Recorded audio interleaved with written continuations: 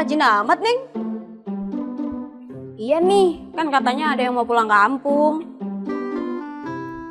Aduh, siapa sih yang mau pulang? Itu loh, Pak Jokowi yang katanya kan bentar lagi pensiun. Lah, bukannya mau jadi ketum PDIP ya Pak Jokowi? Emangnya kalau jadi ketum nggak boleh pulang kampung? Ah, iya juga ya.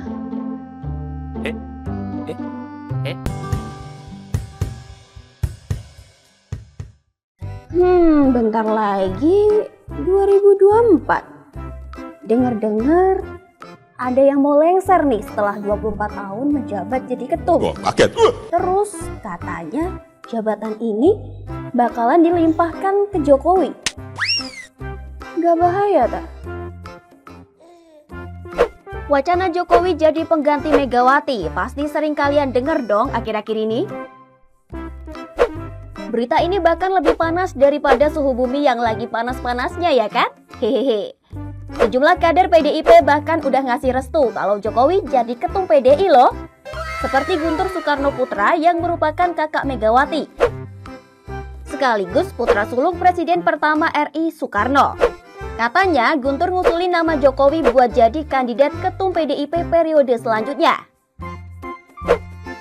Dukungan buat Jokowi juga didapat dari Ketua DPC PDIP Solo FX Hadi Rudiatmo. Rudi bilang gak ada masalah kalau Jokowi jadi salah satu kandidat Ketua Umum PDIP. Apalagi menurutnya siapapun bisa punya potensi jadi ketum nantinya. Tapi kan Jokowi gak termasuk ke dalam Soekarno. Terus tiba-tiba Pak Jokowi masuk nih ngegantiin tahta Megawati. Yakin bakalan direstui? Kalau kata pengamat gimana ya?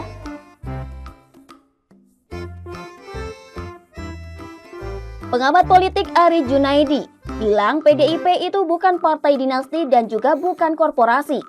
Jadi menurutnya PDIP punya potensi buat nerima sosok lain di luar Soekarno di masa depan. Nah, apakah keluarga Soekarno atau Soekarno bersedia menerima sosok di luar keluarga Soekarno sebagai Ketua Umum PDI Perjuangan? Tentu sejarah yang akan menjawab. Yang jelas PDI Perjuangan bukan partai keluarga atau korporasi gitu ya. Sehingga tentu PDI Perjuangan sama dengan partai-partai modern lainnya akan menerima sosok-sosok lain di luar Soekarno.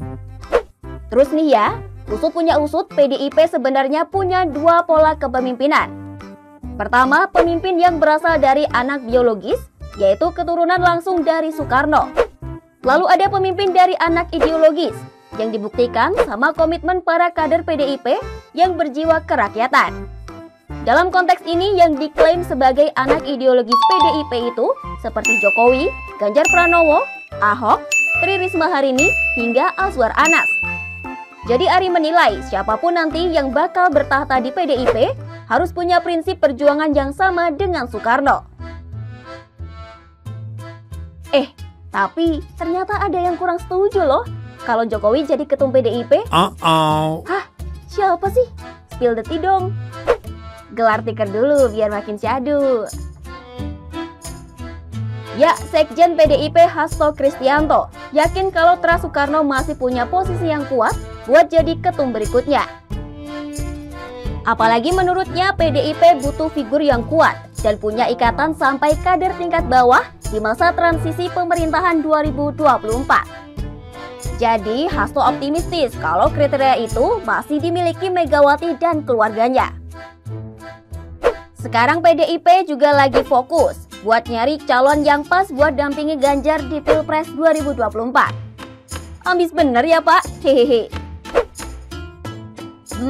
Kira-kira gimana ya tanggapan Jokowi soal ini?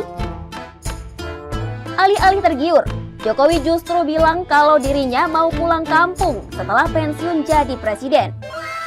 Waduh, udah lelah ya Pak mikir negara? Atau udah capek ya Pak jadi petugas partai? Tolong aku. Loh, saya mau pensiun pulang ke Solo. Tapi nggak ada rencana untuk politik ya, Pak?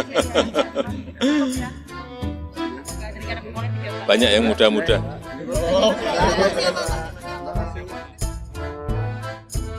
Jokowi kemudian menunjuk sejumlah kader yang dinilai cocok buat jadi ketum PDIP.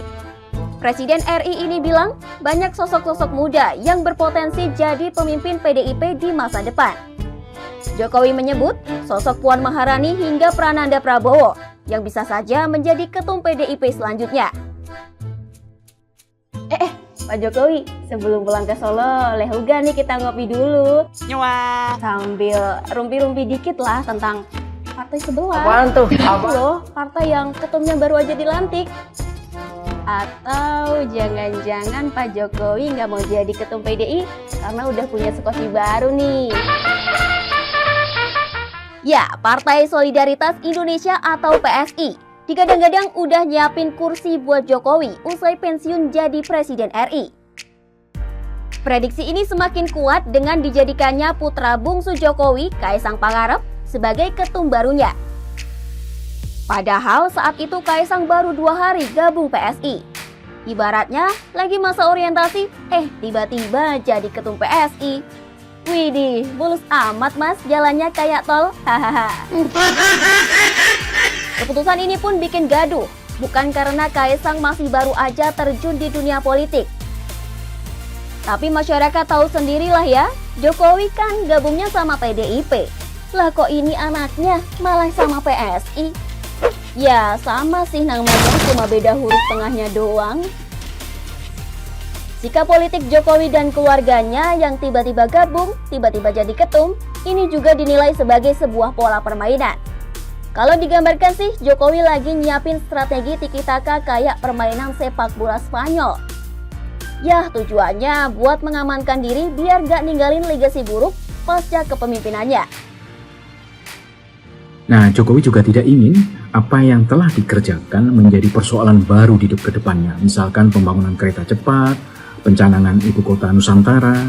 Nah, oleh karena itu saya memahami jika Jokowi melakukan atau permainan bidak-bidak politiknya untuk mengamankan diri dan keluarganya.